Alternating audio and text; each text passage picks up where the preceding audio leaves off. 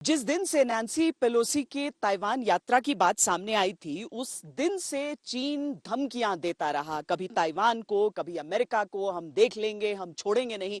न जाने क्या क्या चीन ने कहा। लेकिन नैन्सी पेलोसी की यात्रा खत्म होने तक उसने ताइवान पर आर्थिक प्रतिबंध लगाने की प्रक्रिया शुरू की। अब ताइवान जैसे छोटे देश पर इसका कितना असर पड़ सकता है, और युद्ध हो न हो, इस तरह के आर्थिक प्रतिबंध से बचाना भी क्या बाकी समुदाय की जिम्मेदारी हो जाएगी?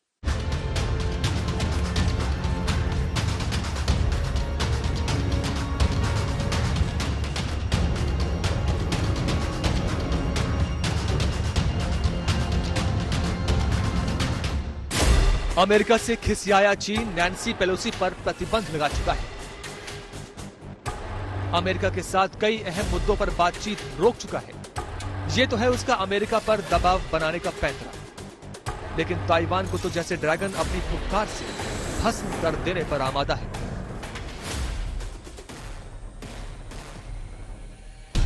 गुस्से में चीन ताइवान को परेशान करने की कोई वजह नहीं छोड़ रहा। बारूद बरसाकर ताइवान को दहशत में डालना चाहता है और आर्थिक प्रतिबंध लगाकर उसकी कमर तोड़ने की कोशिशों में जुट गया है।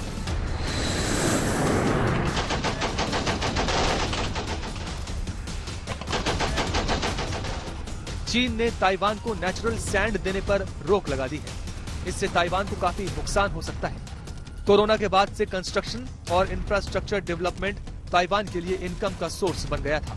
ऐसे में रेत का निर्यात रोकने से ताइवान को आर्थिक नुकसान होगा। चीन ने ताइवान के 100 से अधिक फूड सप्लायर के आयात पर प्रतिबंध लगाया है।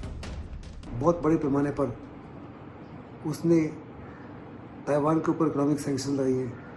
साफ तौर पे वहाँ से जितना भी फिश प्रोडक्ट्स आते थे और फ्रूट आता था, उसको खरीदना बंद कर दिया है। और मेनलैंड से वहाँ सैंड भेजी जाती थी, वो सब चीज़ें बंद कर दी है। लेकिन इनका जो है, इससे उसका जो डोमेस्टिक ऑडियंस है और सीसीपी जो है, वो खुश नहीं होती। सीसीपी को खुश रखने के लिए और डोमेस्टिक ऑडियंस को खुश रखने के लिए और ये दर्शाने के लिए कि हम अमेरिका में किसी प्रकार से झुके नहीं, चीन के पास एज ऑफ टुडे शक्ति प्रदर्शन के अलावा कोई और विकल्प नहीं था। चीन ताइवान का सबसे बड़ा ट्रेडिंग पार्टनर है और काफी हद तक ताइवान की अर्थव्यवस्था इसी पर निर्भर करती है। चीन ने ताइवान से फल और मछली लेने से भी मना कर दिया है। यानी तय है कि ताइवान की अर्थव्यवस्था पर इसका बुरा असर पड़ेगा। नैन्सी पेलोसी ने जापान दौरे के दौरान ये बात कही जरूर कि ताइवान को अकेला नहीं पड़ने देंगे और हर संभव मदद करेंगे, लेकिन ये मदद कब और किस रूप में पहुंचेगी, इसका इंतजार ताइवान को भी बेसब्री से होगा।